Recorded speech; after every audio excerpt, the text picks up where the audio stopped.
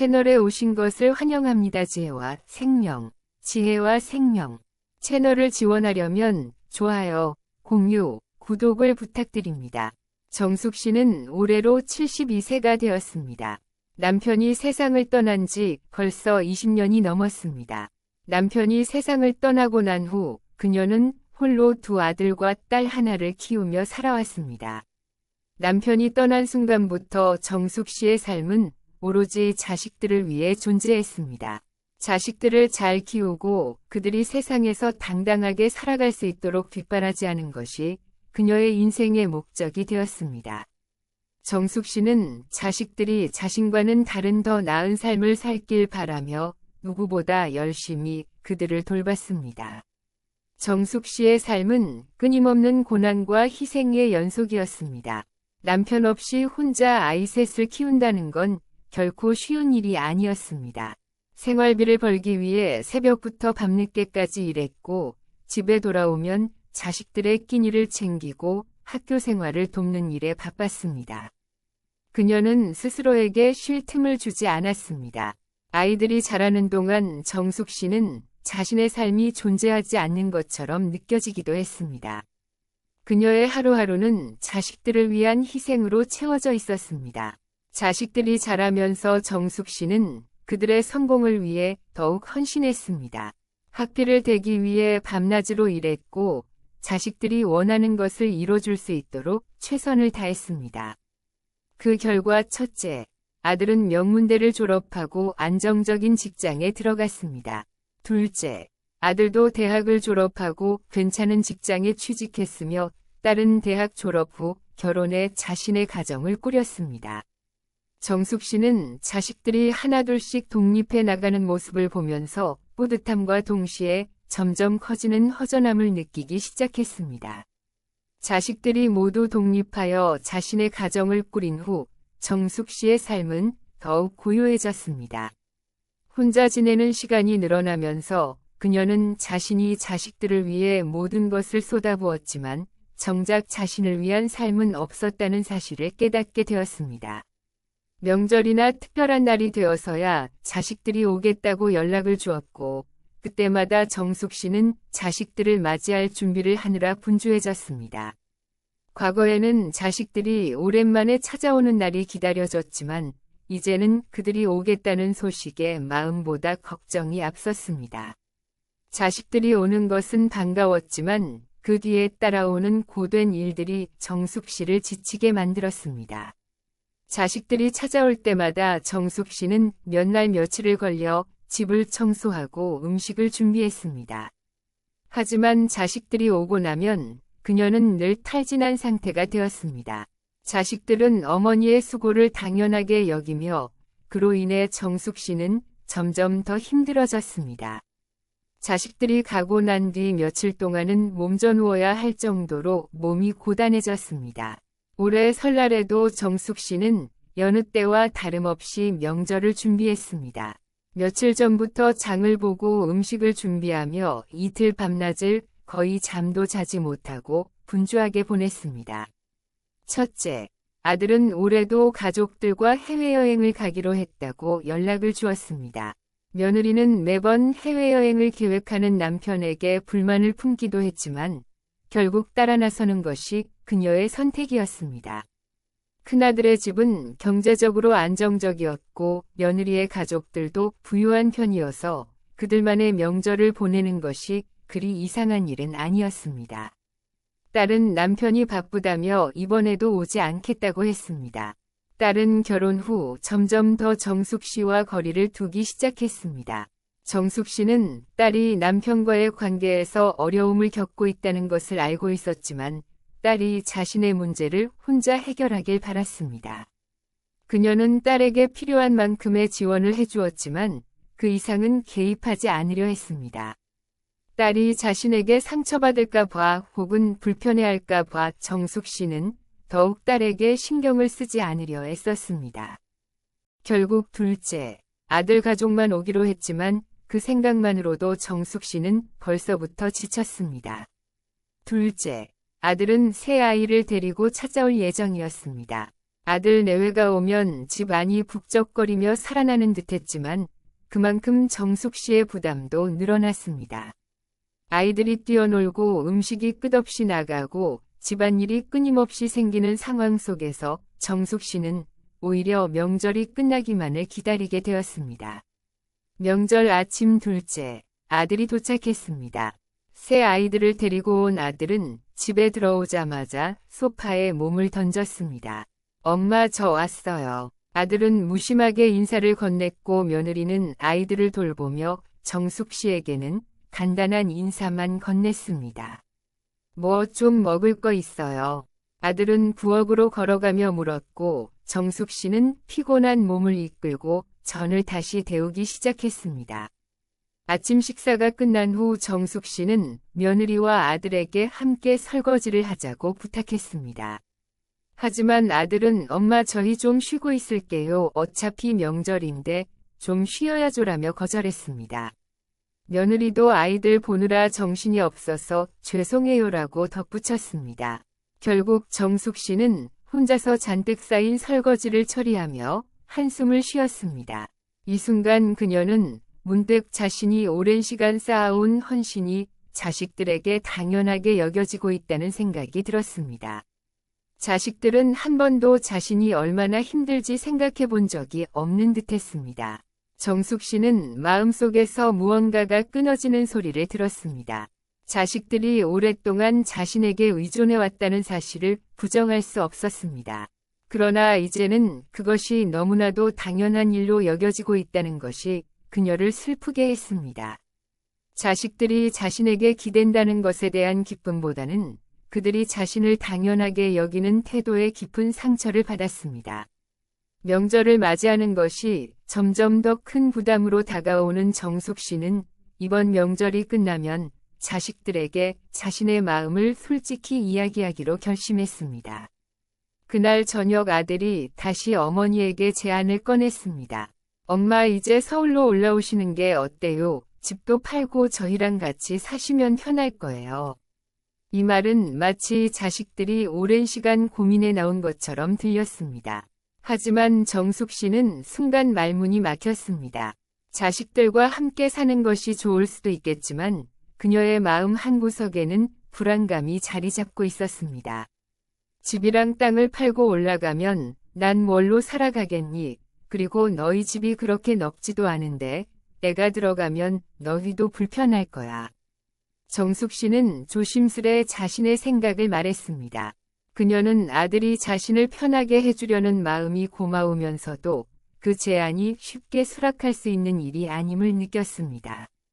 하지만 아들은 그런 걱정을 대수롭지 않게 여겼습니다.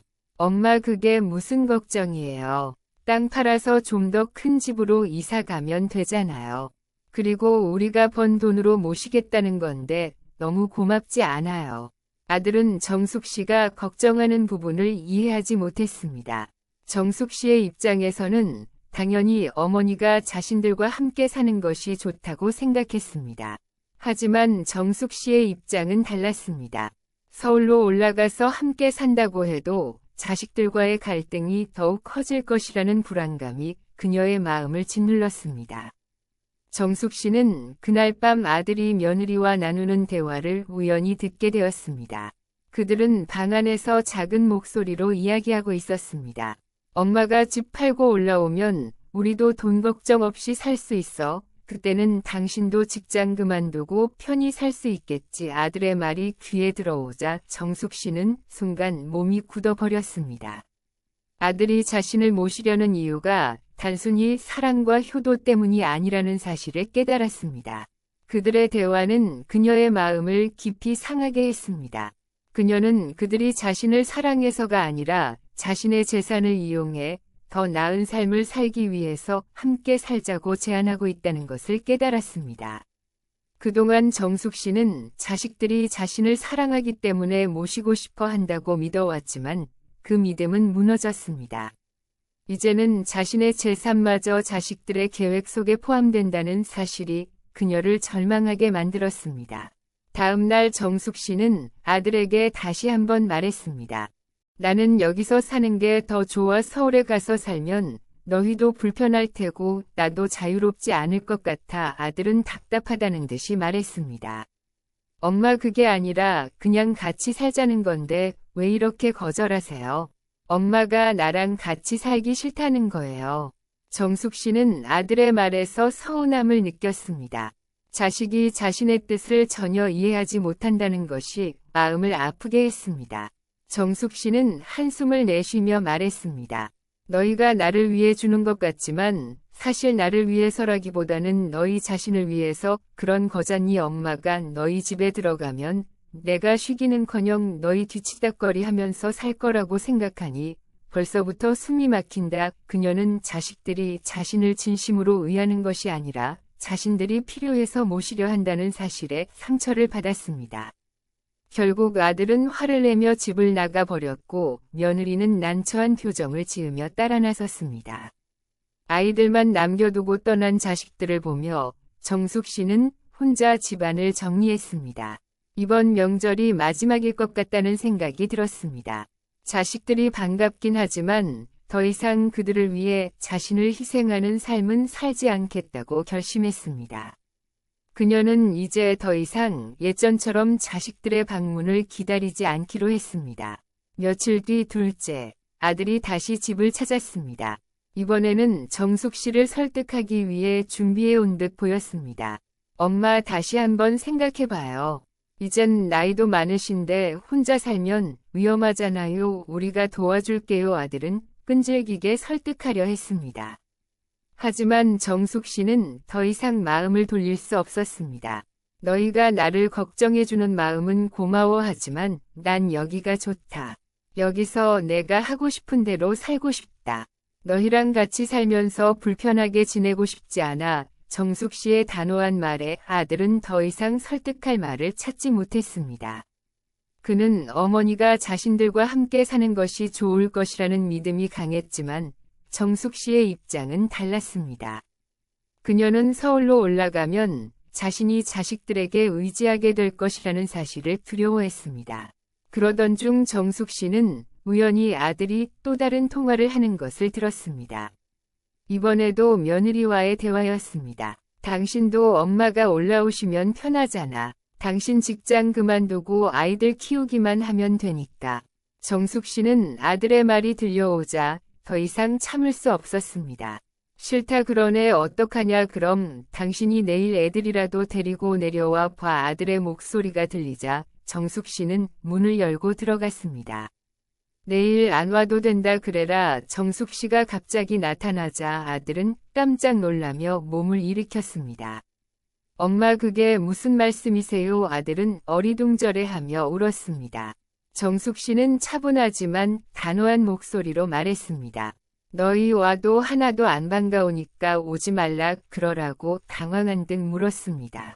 무슨 말씀이세요? 엄마 저희가 뭐 그렇게 잘못했나요? 정숙 씨는 한숨을 쉬며 대답했습니다. 나도 너희가 오면 힘들고 불편하다. 그래도 자식이니까 참은 거지. 그런데 너희는 그런 엄마를 부려먹으려는 생각밖에 없지 않니? 아들은 억울하다는 듯이 말했습니다. 그건 남들도 다 그러고 살아요. 저도 나중에 애들이 커서 오면 엄마처럼 하겠죠. 정숙 씨는 더 이상 참을 수 없었습니다. 정말 지긋지긋하다. 집에 와서도 누워서 손가락 하나로 엄마 부려먹고 무슨 왕이라도 되는 것처럼 뭐든지 다 해줘야 해. 너희가 좀 와서 늙은 어미 도와줄 생각은 못해. 집에 거지가 와도 대접해서 보내라는 말이 있는데 엄마는 자식을 이렇게 박대해도 되는 거야. 내가 너희를 언제 박대했니? 거봐라 엄마가 여태 너희에게 해준 건 눈곱만큼도 생각하지 않았잖아. 그녀는 울먹이며 말했습니다.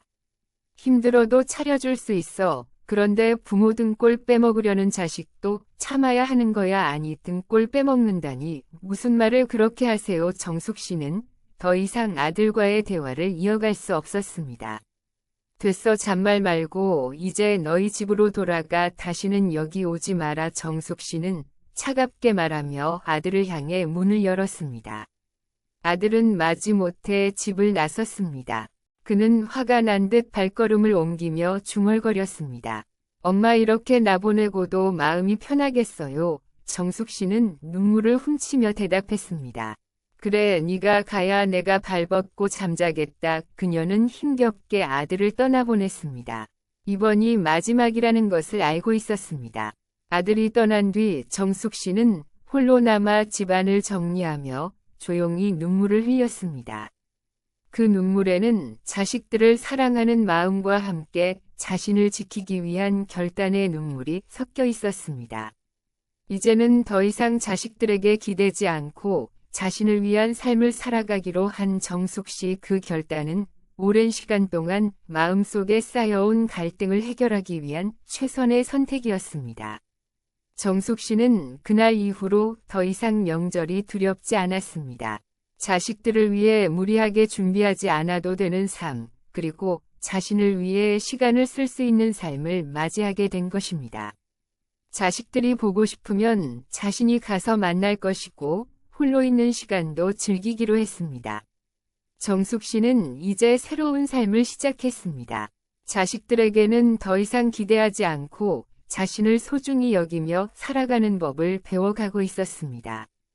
그녀는 이제 비로소 자신을 위한 삶을 살아가고 있었고 그 속에서 진정한 평안을 찾았습니다. 정숙 씨는 이 결단이 옳았다고 믿습니다. 자식들에게 더 이상 희생하지 않고 자신의 존엄성을 지키며 살아가는 것이 무엇보다 중요하다는 것을 깨달았습니다. 그녀는 그렇게 자신을 위해서 그리고 자식들과의 관계를 건강하게 유지하기 위해 결단을 내린 것입니다. 자식들이 언젠가 어머니의 결정을 이해할 날이 오리라 믿으며 그녀는 자신의 선택을 후회하지 않았습니다. 자식들이 떠난 후 정숙 씨는 처음으로 혼자만의 명절을 보냈습니다. 조용한 집안에서 그녀는 오랜만에 평온을 느꼈습니다. 그녀는 자식들을 사랑했지만 이제는 그 사랑이 자신을 희생시키지 않도록 지키기로 결심했습니다. 그녀의 삶은 이제 자식을 위한 것이 아니라 자신을 위한 것이었습니다. 그리고 그 선택이 그녀에게 진정한 행복을 가져다 줄 것이라는 것을 확신했습니다. 정숙 씨는 자식들이 떠난 뒤 집안에서 오랫동안 잊고 지냈던 것들을 하나씩 꺼내보기 시작했습니다.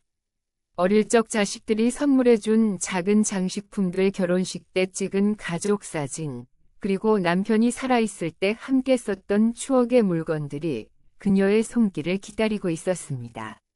이 물건들은 그녀에게 행복한 기억과 함께 쓸쓸함을 불러일으켰지만 이제는 그 쓸쓸함마저도 그녀에게 위안이 되었습니다. 정숙 씨는 자식들이 떠난 후 자신의 삶을 되찾아가기 시작했습니다. 오랫동안 억눌려왔던 자신의 욕구와 필요를 다시금 생각해 보았습니다. 그녀는 혼자만의 시간을 가지며 오랫동안 하고 싶었던 일들을 시도해 보기로 결심했습니다. 독서, 뜨개질, 그리고 근처 공원에서의 산책 등이 그녀의 일상을 채우기 시작했습니다. 그녀는 이제 더 이상 자식들에게 의존하지 않고 자신만의 삶을 만들어 나가기 시작했습니다. 몇 달이 지나고 정숙 씨의 삶은 완전히 새로운 방향으로 바뀌었습니다. 그녀는 지역 커뮤니티 센터에서 새로운 친구들을 사귀었고 그들과 함께 취미 생활을 즐기며 웃음과 활력을 되찾았습니다. 그녀는 이제 자식들에게 기대지 않고 자신의 삶을 즐기는 법을 배워가고 있었습니다.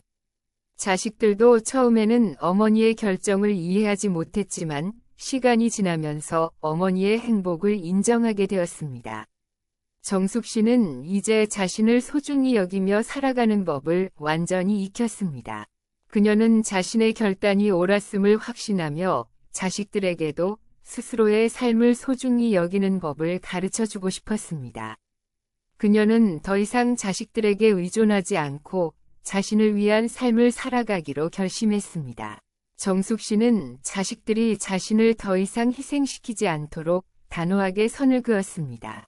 그리고 그 선은 자식들에게도 중요한 가르침이 되었습니다.